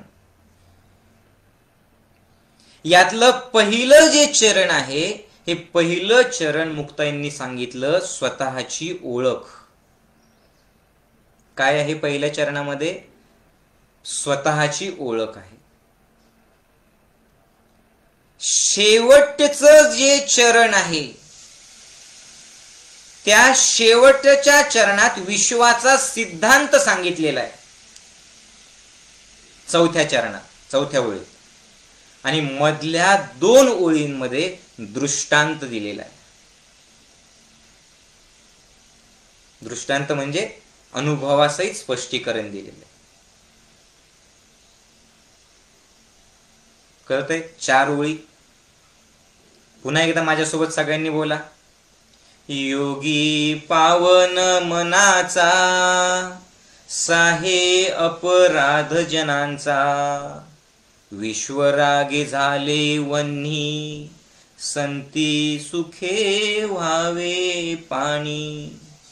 शब्द शस्त्रे झाले क्लेश संती मानावा उपदेश, विश्वपट ब्रह्मदोरा ताटी उघडा ज्ञानेश्वरा. 4 चरण, 4 ओळी. पहिली ओळ, तुम्ही कोण आहात ज्ञानेश्वर माऊली, स्वतःची ओळख. चौथी ओळ, विश्व निर्माण कसं झालं, सत्य काय आहे, विश्वाचा सिद्धांत आहे. आणि या 2 ओळींना प्रूव्ह करण्यासाठी या मधल्या 2 ओळी. हे पहिले 4 अभंग, हे 4 अभंग जर तुम्हाला कळालं तर राहिलेले 12 अभंग आपोआप तुम्हाला समजून जातात. या 4 ओळींवरतीच हे ताटीची संपूर्ण अभंग आहे, याच्या भोवतीच फिरतात. आणि हे 4 अभंग जर नाही कळाले तर पुढचे राहिलेले 11 अभंग समजून घ्या, हे आपोआप कळतील. हे 4 अभंग म्हणजे काय माहिती? आजच्या ठळक बातम्या. बरोबर आहे? अर्ध्या तासाच्या बातम्यांमधल्या पहिल्या 2 मिनिटात काय सांगतात ते ठळक बातम्या सांगतात, आणि मग नंतर त्या बातम्या सविस्तर दाखवतात. सेम असंच आहे. योगी पावन मनाचा साहे अपराध जनाचा. दोघांनी लीला केली, दोघांनी नाटक केलं तुम्हाला मला उपदेश करण्यासाठी. आणि हा उपदेश ज्ञानदेवांना नाही, तुम्ही स्वतःला सांगत राहा. काय आहे त्याचा सरळ सरळ अर्थ बघूयात. योगी पावन मनाचा म्हणजे योगी म्हणजे काय आपण ते बघणार आहोत. हा पवित्र मनाचा असतो, पावन मनाचा असतो. साहे अपराध जनांचा, तो लोकांचा, या जगाचा अपराध सहन करतो. कुठला अपराध करतात लोक? 2 दृष्टांत दिले. कुठला अपराध लोक करतील? नेमकं काय सहन करतो? काय सहन करायला पाहिजे आपण? विश्वरागे झाले वन्ही म्हणजे विश्व हे जग, रागे क्रोधाने झाले वन्ही म्हणजे यांनी जरी आग लागली या क्रोधाची यांच्या डोक्यात, जगाच्या लोकांच्या, वनवा पेटला, रागाचा इतरांच्या मध्ये, तरी सुद्धा संती सुखे व्हावी पाणी. संतांनी, सुखे या शब्दाचा अर्थ सहजच, आपोआप, प्रयत्न करून नाही, मुद्दामून नाही, आपोआप त्यांनी पाणी व्हायला पाहिजे. प्लीज माझी विनंती आहे तुम्हाला की हे समजून घेत असताना तुम्ही आणि तुमच्या घरातले लोक, तुम्ही आणि ज्यांच्यावरती प्रेम करतात ते लोक, तुम्ही ज्यांच्याविषयी राग आहे ते लोक, या सगळ्यांना डोळ्यासमोर आणा आणि स्वतःच्या जीवनाशी हे सगळे शब्द पडताळून बघा बरं का. आपण अगोदर एक एक शब्दाचा अर्थ बघून मग मी त्याचं स्पष्टीकरण देतोय. दुसरं काय सहन करायचं? शब्द शस्त्रे झाले क्लेश. म्हणजे शब्दांनी, कुणाच्या? दुसऱ्यांच्या, घरातले, बाहेरचे, इतर जी टोचून बोलणारे लोक आहेत, यांच्या शब्दांनी शस्त्रासारखे तुमच्या हृदयावर वार जरी झाले, आघात जरी झाले, क्लेश म्हणजे दुःख जरी तुम्हाला झालं, तरी त्या शब्दांमधून तुम्ही संतांनी, म्हणजे कोण? योग्यांनी, ते संतांनी ते शब्द सुद्धा उपदेश म्हणूनच घ्यायला पाहिजे. आणि शेवटच्या वेळीत जगाचं सत्य सांगितलं त्यांनी, विश्वपट ब्रह्मदोरा ताटी उघडा ज्ञानेश्वरा. म्हणजे हे जे विश्व आहे, हे जे जग आहे, हे एक पट आहे, पडदा आहे, एक कपडा आहे. कशापासून तयार झालेला आहे तो? ब्रह्मदोरा. म्हणजे ब्रह्म हा एकच धागा तुमच्या माझ्या सगळ्यांमध्ये आहे, जे ऑलरेडी ज्ञानदेव माऊलींना माहिती होतं, अनुभवलेलं होतं. तुम्हाला मला केलेला उपदेश आहे. तसं जर नसलं असतं तर रेड्याच्या मुखी ते वेद बोलवू शकले नसते. तो रेड्यामध्येही ब्रह्मच आहे आणि माझ्यामध्ये ब्रह्मच आहे, इतकी त्यांची अवस्था होती. तर प्रत्येकानेच हे जाणून घ्या की तो आणि तुम्ही हे ब्रह्मापासूनच निर्माण झालेले आहेत. आणि म्हणून आता ताटी उघडा ज्ञानेश्वर. तुम्ही आणि ते एकच आहात, म्हणून तुम्ही आता ताटी उघडायची आहे. समजतंय? हा त्याचा साधा अर्थ आहे. आता आपण एक एक शब्दाचा अर्थ बघू. अगोदरच मुक्ताबाईंनी पहिल्याच शब्दात ज्ञानदेवांना सांगितलं, जी लीला त्यांनी केली आणि त्यांना जे राग आला, क्रोध आला, विषण्ण झालं मन, वाईट वाटलं, आणि मग ते एकांतात गेले. आणि मग एकांतात गेल्याच्या नंतर मुक्ताबाईंनी पहिल्याच शब्दात तुम्ही कोण आहात याची जाणीव करून दिली. कशी जाणीव करून दिली? त्यांनी काय सांगितलं? अहो ज्ञानराज माऊली, कल्पवृक्षाची सावली. अरे बाबा, तुम्हाला हे सगळं करण्याची गरज नाहीये. म्हणजे हे पुन्हा पुन्हा हे ऐकताना एवढं क्लिअर करा की ऑलरेडी हे त्यांना माहिती होतं. फक्त तुम्हाला मला त्यांनी सांगितलं. काय सांगितलं? की तुम्ही कोण आहात? योगी आहात. आणि जर मी योगी असेल तर मग पुढचं सगळं हे करण्याची गरजच नाहीये. कारण कोण आहे योगी? योगी कोण असतो? तर जो योगाच्या वाटेवरती चालतो तो योगी. ज्यांनी योग अनुभवलेला आहे तो योगी. आणि हा योगी पावन मनाचा असतो. बघा बरं का, एक एक शब्दाचा अर्थ खूप इंटरेस्टिंग आहे. जर तुम्हाला इंटरेस्ट असेल तर. योगी म्हणजे कोण? जो योगाचं आचरण करतो, योगाच्या वाटेवरती चालतो, जो योग अनुभवतो तो योगी. मग हा योगी या एका शब्दाचा अर्थ काय आहे? तो योग अनुभवा. योगाबद्दल आपण अनेक सत्संगात पाहिलेलं आहे. अष्टांग योगाबद्दल पण आपण पाहिलेलं आहे. योग कोणी अनुभवू शकलेलं आहे? कोण अनुभवू शकतं? तर पतंजली ऋषींच्या म्हणण्याप्रमाणे 8 पायऱ्या तुम्हाला चढून जाव्या लागतात. कुठल्या कुठल्या 8 पायऱ्या आहेत? यम, नियम, आसन, प्राणायाम, प्रत्याहार, धारणा, ध्यान आणि समाधी, जे ऑलरेडी ज्ञानयोगात मी तुमच्याकडनं करून घेतलेलं आहे. या 8 पायऱ्या चढून जा म्हणजे योगाची अवस्था येते. पण योग या शब्दाचा अर्थ, योगाची अवस्था म्हणजे काय? केवळ व्यायाम करणं का? आसन करणं का? नाही, त्या पायऱ्या आहेत. केवळ प्राणायाम करणं का? नाही, त्या पायऱ्या आहेत. नुसता आहारातला बदल म्हणजे योग का? नाही, त्या पायऱ्या आहेत. मग योगाचा अर्थ काय सांगितला? पतंजली ऋषीने सांगितलं की 8 पायऱ्या चढून जा म्हणजे योग. पण योग म्हणजे काय? त्याचे वेगवेगळे अर्थ देखील आहेत. योगाचा अर्थ आहे जोडणे. कोणाशी जोडणं? मी आणि तुम्ही एकच आहोत हा भाव म्हणजे योग.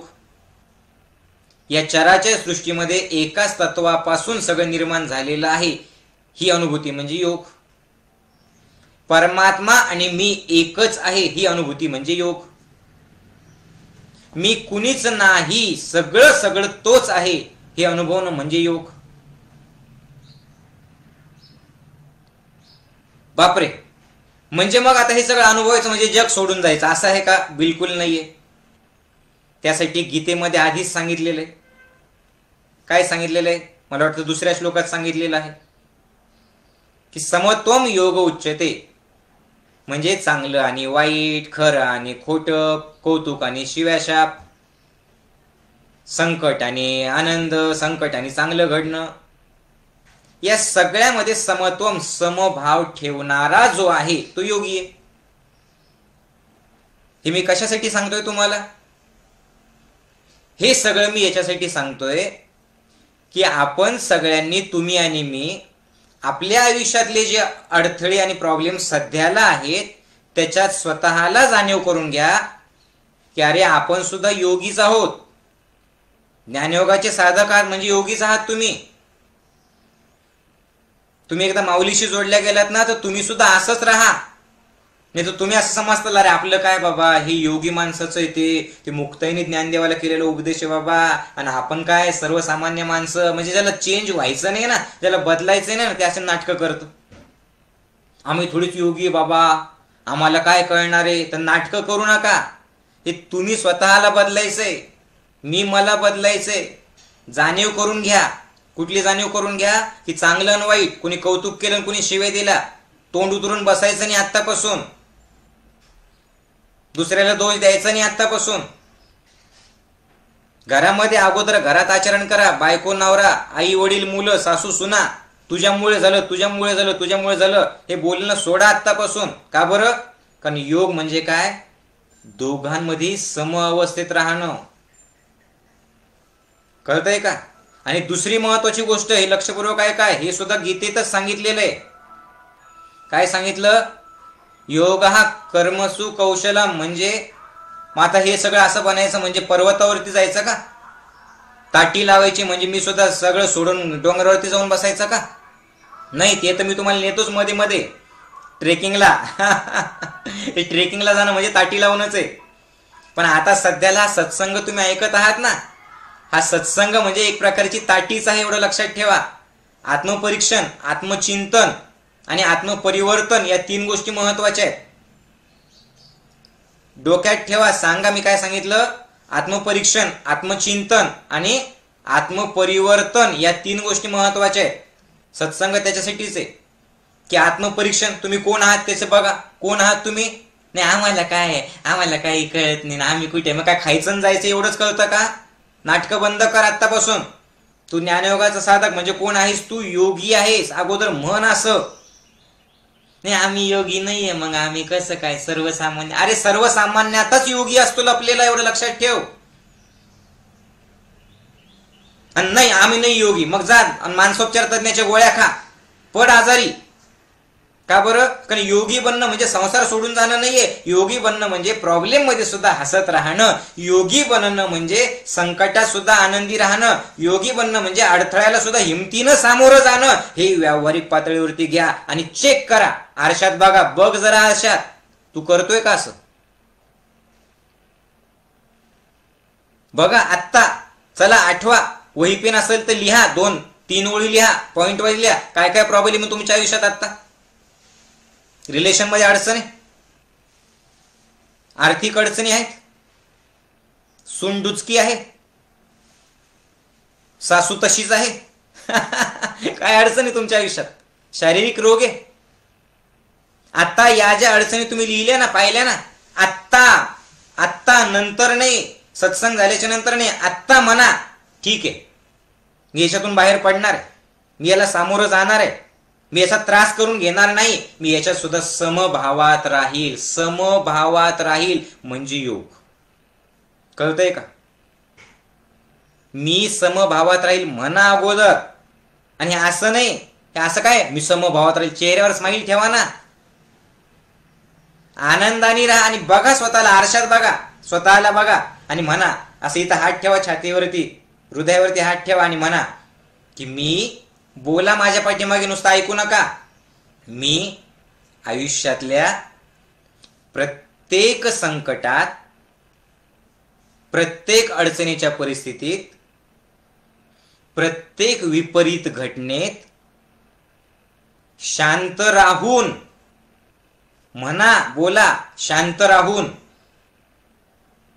शून्य होऊन मगच प्रतिक्रिया देणार आहे.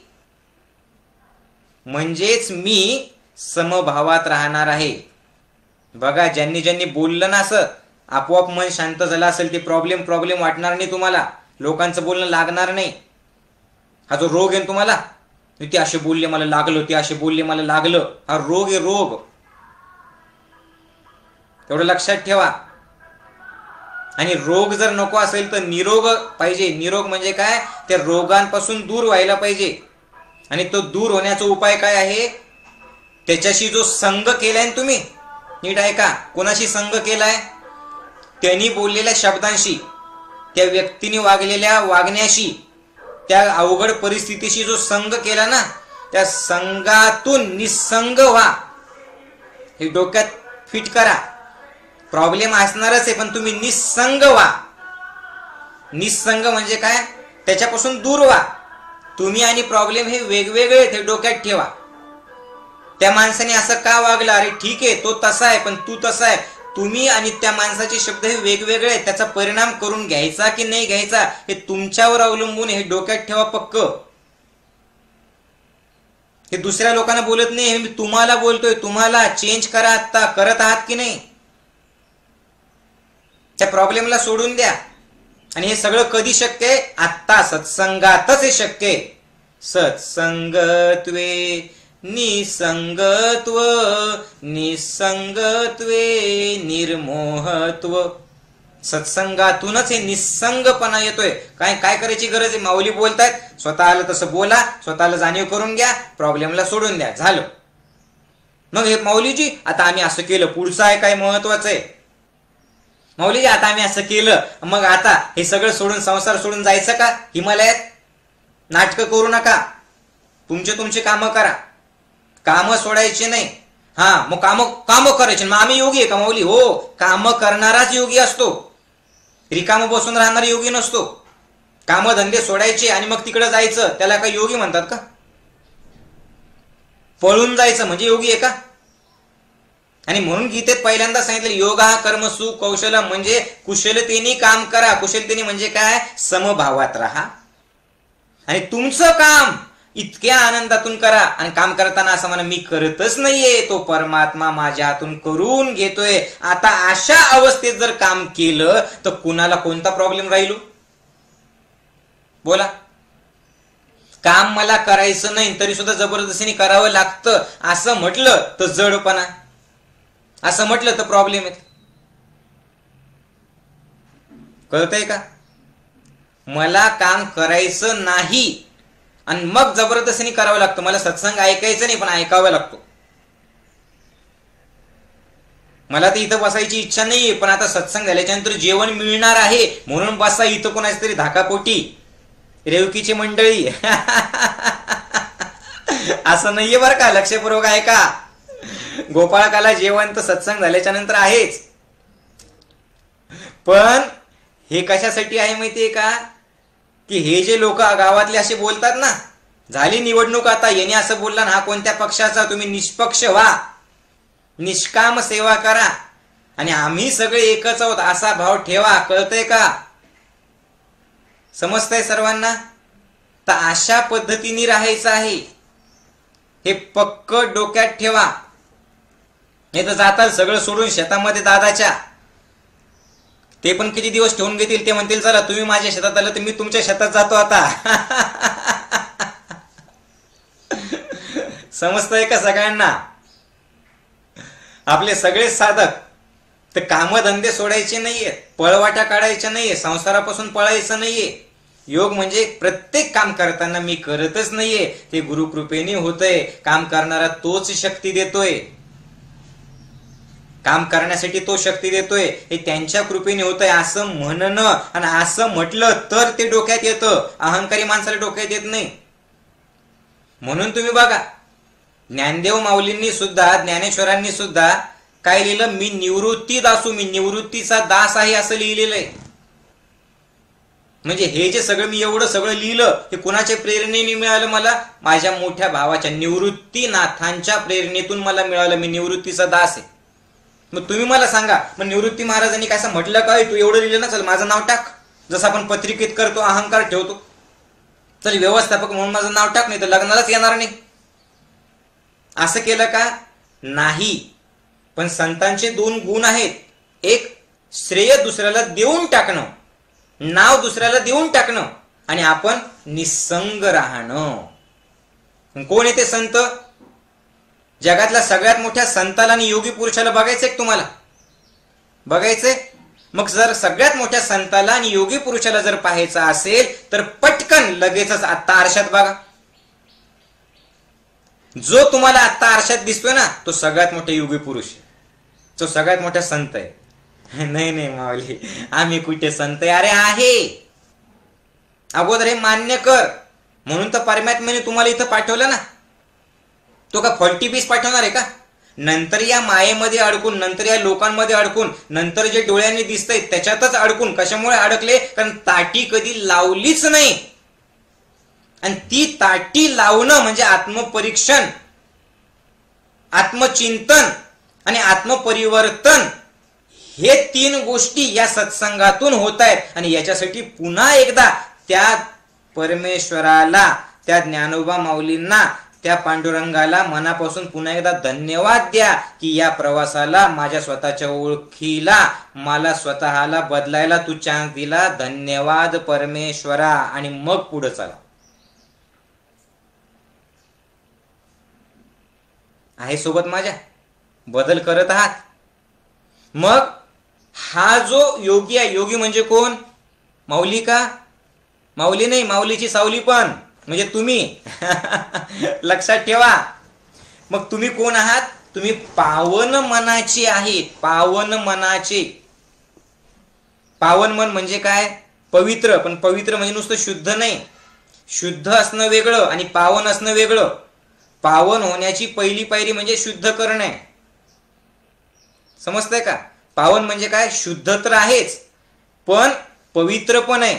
ज्याच्यात, ज्या मनामध्ये देवाचा वास होतो, राहतो, ज्याच्या मनात देव राहतो, तोच पावन मनाचा असतो.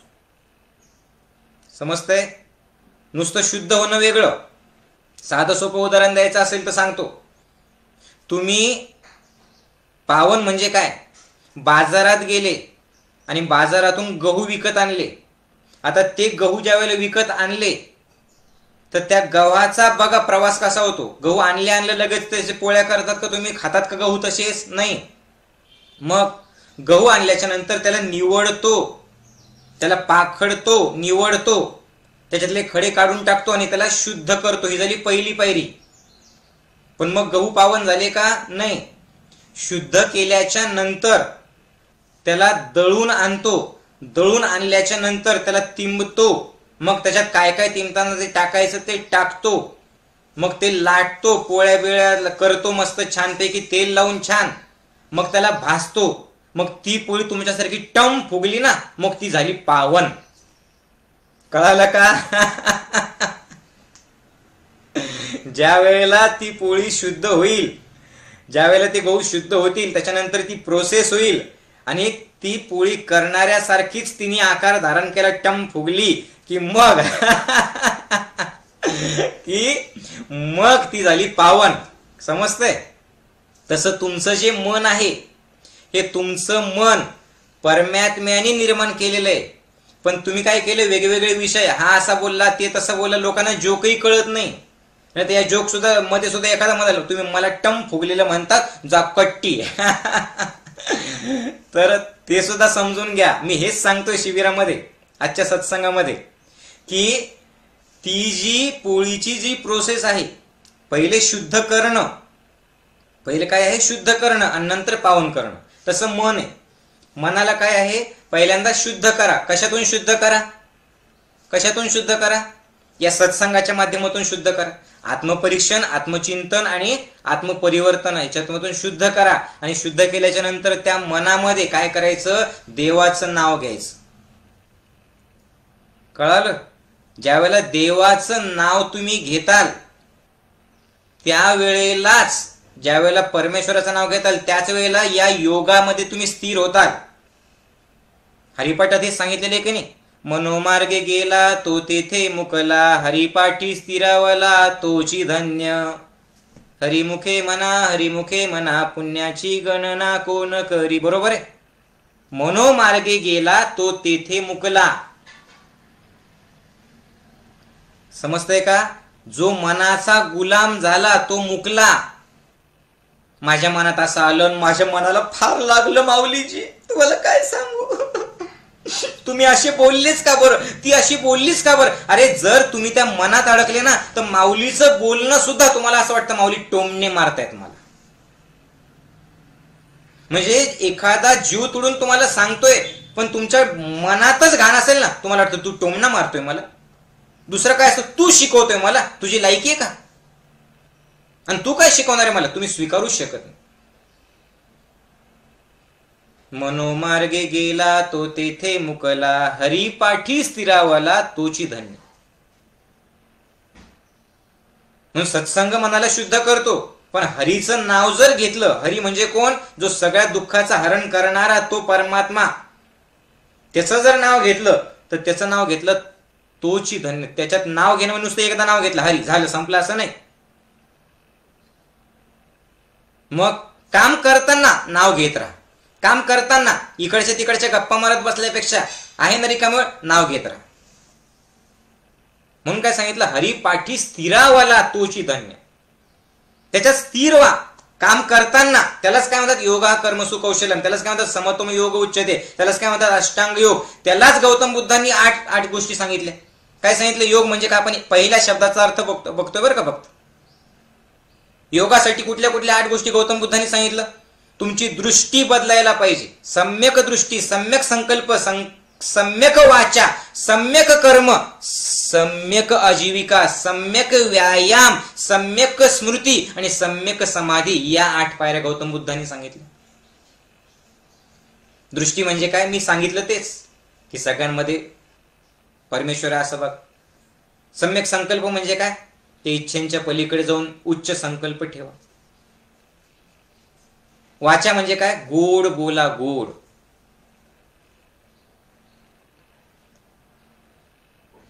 म्हणून ज्ञानेश्वर माऊली सांगतात की जर तुम्हाला कुणालाही बोलायचं असेल ना तर गोड बोलण्याचा सुद्धा एक नियम आहे. बोलण्याच्या अगोदर स्वतःच्या श्वासाला बघा. तुम्ही श्वास स्थिर करा आणि श्वासाला पाहून बोला. वाईट शब्द निघूच शकत नाही. म्हणून गौतम बुद्धांनी काय दिलं, विपश्यना दिली. महावीरांनी दीक्षा ध्यान दिलं. जनाबाई काय म्हणतात, सोहम शब्द. सगळ्या संतांनी सोहम दिलं. कुणी काय दिलं, कुणी हरिओम दिलं. कळतंय का. योगाला प्राप्त करायच्या, ज्या ज्ञानातून योगाला प्राप्त करू शकता, कर्मातून योगाला प्राप्त करू शकता आणि भक्तीतून योगाला प्राप्त करू शकता. पण ज्ञान, कर्म आणि भक्ती कुठं करायचं, सगळं संसार सोडून का नाही, मग काम करता करता करायचं. आणि हेच आपल्या ज्ञानयोगातून खूप सोप्या पद्धतीने तुमच्याकडनं मी करून घेतलेलं आहे. तुम्ही फक्त त्याला ओळखा. जर ओळखलं तरच परिवर्तन होईल. समजते सर्वांना? आनंद मिळतोय ऐकताना? परिवर्तन करावं असं वाटतंय स्वतःमध्ये? मनाने शांत होत आहात सगळेजण? सांगा. आणि त्यासाठी हा सत्संग पुन्हा पुन्हा बघा. कारण तुम्ही कोण आहात? योगी आहात. योगात स्थिरावलेले आहात. मनाच्या मार्गाने जाऊ नका. मनाचे गुलाम होऊ नका. कळतंय? त्या मनाच्या पलीकडे जाऊन उन्मनी अवस्था प्राप्त करा आणि मग मनाला सूचना द्या तुम्हाला काय करायचं आहे. आणि हे कधी शक्य आहे? हरिपाठी स्थिरावला तोची धन्य. आजपासून एक प्रयोग करा. काय करायचं? काम करताना, गाडी चालवताना, स्वयंपाक करताना, तुम्ही रिकामं बसलेला असताना देवाचं नाव घेत राहायचं. कोणत्या देवाचं घ्यायचं? ज्याला तुम्ही मानता ना त्या देवाचं घ्या. कळालं? ज्याला तुम्ही मानता त्या देवाचं घ्या.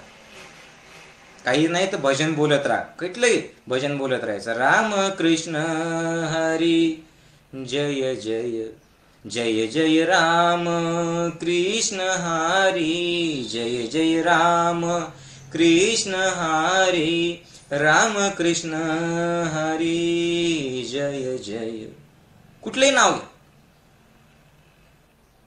म्हणजे नाव घ्या म्हणजे काय करायचं सांगितलं मी? काम करता करता नाव घ्यायचं. पण कसं नाव घ्यायचं? सम. म्हणून मग आता जे कोणी काही बोललं, मनाला लागलं ते सोडून द्या. सोडून दिलं तर काय होतं? मन शुद्ध होतं. शुद्ध झाल्याच्या नंतर काय होतं?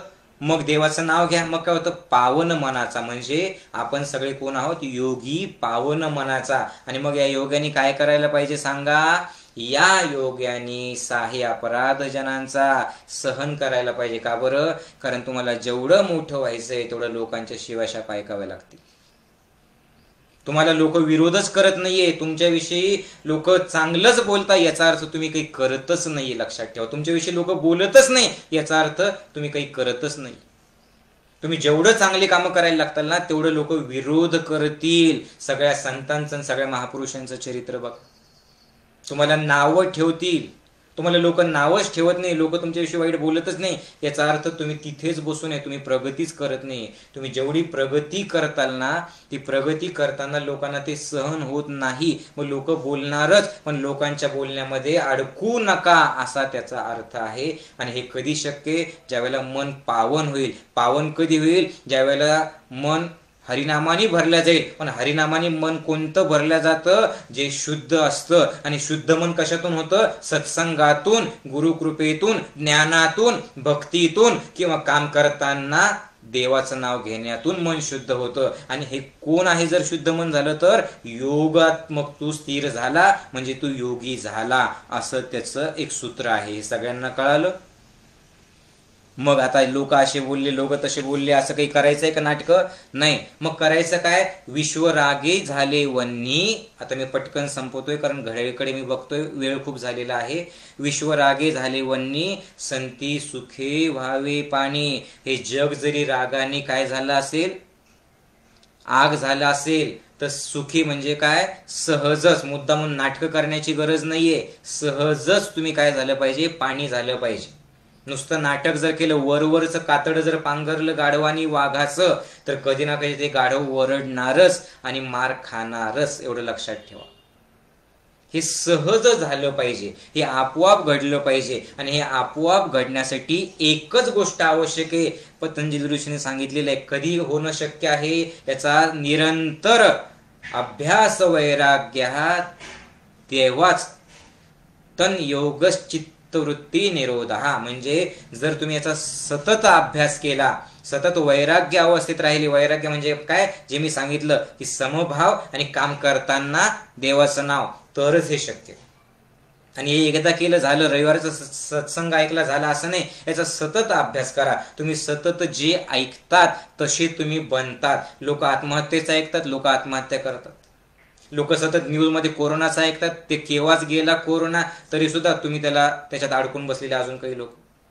म्हणजे आता परवाच्या दिवशी निवडणूक होती, तर निवडणुकीला प्रत्येक ग्रामपंचायत, प्रत्येक गावात बघा 200-200, 400 लोक, काही मास्क घातलेला नव्हता, कुठं काही सोशल डिस्टन्सिंग नव्हतं, कुठं काही नव्हतं, आणि लोकांनाही काही घेणं देणं नव्हतं, आणि त्या राजकारण्यांनाही काही घेणं देणं नव्हतं. पण तरी सुद्धा तेव्हा तिथं कोरोना नव्हता, तेव्हा नव्हता कोरोना. पण आता ट्रेकिंगसाठी जागा बघायला मी गेलो, जागा बघायला गेल्याच्या नंतर गाडीमध्ये होतो, गाडीमधून आम्ही येत होतो, आमचं येत होतो, पण आणि काहीतरी पाणी पिण्यासाठी आपल्या एका जणांनी आणि एका जणांनी काहीतरी गुळसंगणाने खाण्यासाठी ते मास्क काढला, तर त्या पोलिसांनी अडवलं, आणि पोलिसांनी अडवल्याच्या नंतर 200 रुपये फाईन केला. आता तिथं मी त्याच्याशी भांडत बसायला पाहिजे का, की या लोकांचं कसं आहे त्या लोकांचं कसं आहे? कशाला भांडत बसता? ठीक आहे बाबा, ठीक आहे, तू खरा, तुझा नियम खरा, बस. कारण मी जर त्याच्यातच अडकून गेलो असतो तर मी या सत्संगात तुम्हाला देऊ शकलो असतो का? पुढचा प्रवास सुखाचा करू शकलो असतो का? म्हणजे तुमच्या गरजेप्रमाणे तुम्ही नियम बदलता, मोठ्यांना नियम वेगळे आणि लहानांना नियम वेगळे. औरंगाबाद निवडणुका आहेत आता महानगरपालिकेच्या, रोज मोठे मोठे पुढारी येतात, 2-2, 4-4 हजार लोक त्यांच्या सोबत असतात, ना मास्क ना काही.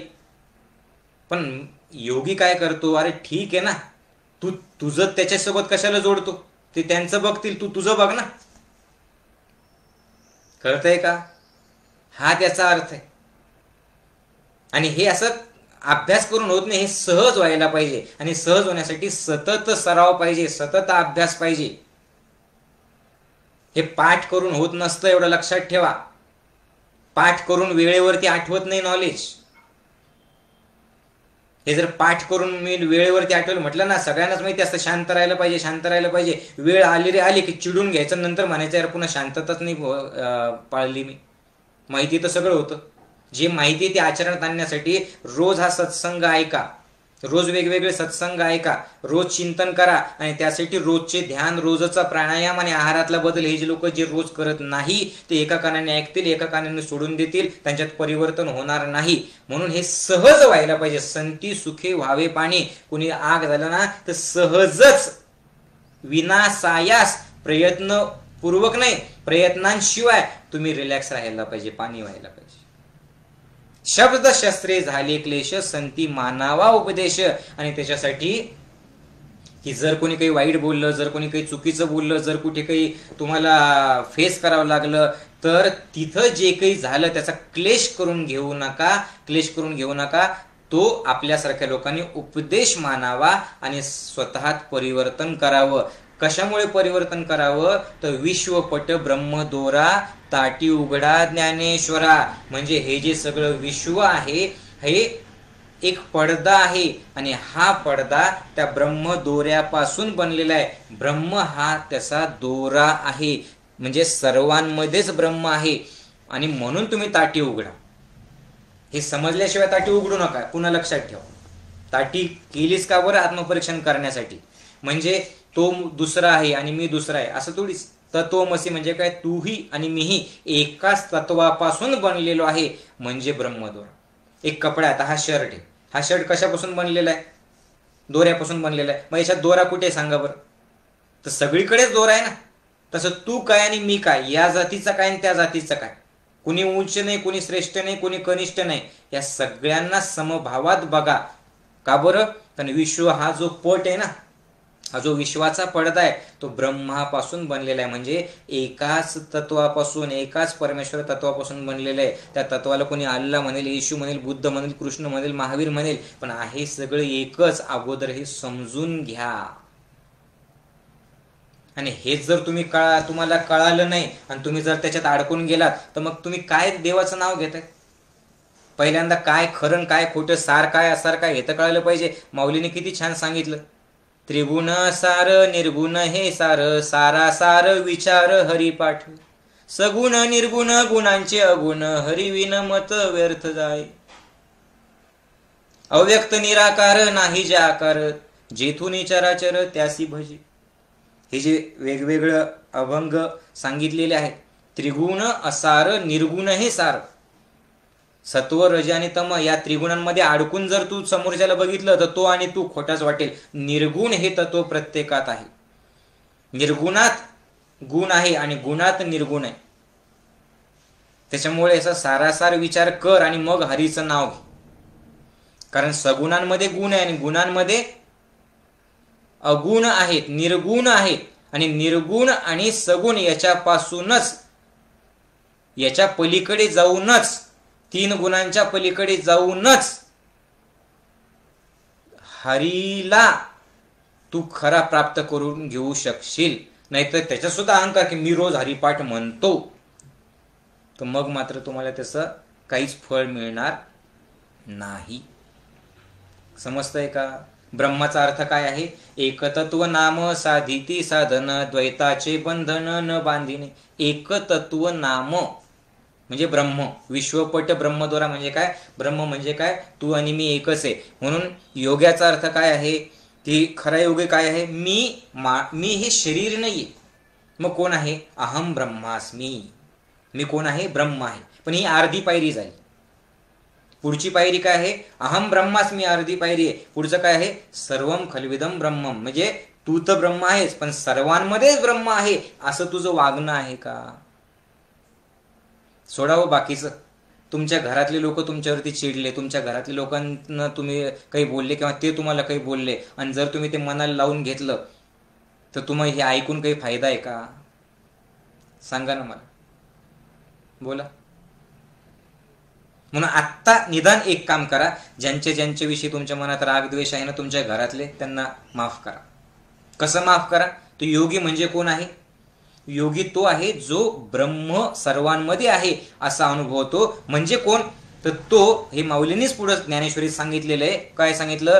की झाड जे आहे, झाड, ते झाड लावणाऱ्याला आणि झाडाला तोडणाऱ्याला सारखी सावली देतो.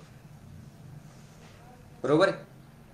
झाड लावणाऱ्याला, झाडाचं जतन करणाऱ्याला आणि झाड तोडणाऱ्याला सुद्धा झाड सारखीच सावली देतं. तसं योगी माणूस तुमचेच आहे तो सगळे लोक. बरोबर आहे? आणि म्हणून साही अपराधजनाचा सहज स्वीकारा. कसं स्वीकारा? जसं आई लेकराला स्वीकारते. लेकरू लंगडं असो, लुळं असो, काळं असो, गोरं असो, पण ती माझं म्हणते ना, बस तसं स्वीकारा.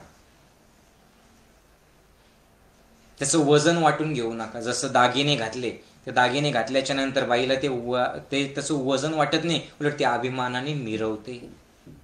तुमचेच आहेत सगळे.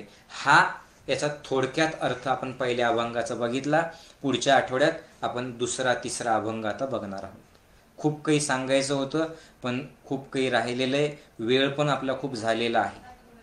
तर आपण इथे थांबूयात आणि एक छोटंसं भजन करू, आणि छोटंसं भजन करून मग आपण इथे थांबूयात. सगळ्यांनी भजन माझ्यासोबत 1-2 मिनिटं फक्त बोलायचं आहे. तयार सगळेजण? चलो, सगळ्यांनी 100%.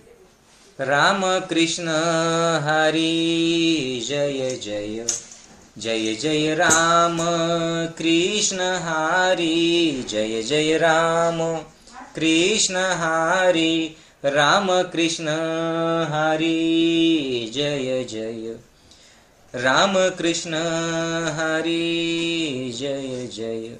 जय गुरुदेव. आपण सगळेजण पुढच्या आठवड्यात भेटूयात. तोपर्यंत सर्वांनी सांगितलेल्या 3 गोष्टी, आत्मपरीक्षण, आत्मचिंतन, आत्मपरिवर्तन, त्यासाठी योगी बनणं म्हणजे मन शुद्ध, सत्संग ऐकत राहा. आणि त्याच्यानंतर काय करत राहायचं सांगितलं मी तुम्हाला? काम करताना देवाचं नाव घेत राहा. पुढच्या आठवड्यात पुढचा अभंग आपण बघणार आहोत. तर तोपर्यंत जय गुरुदेव.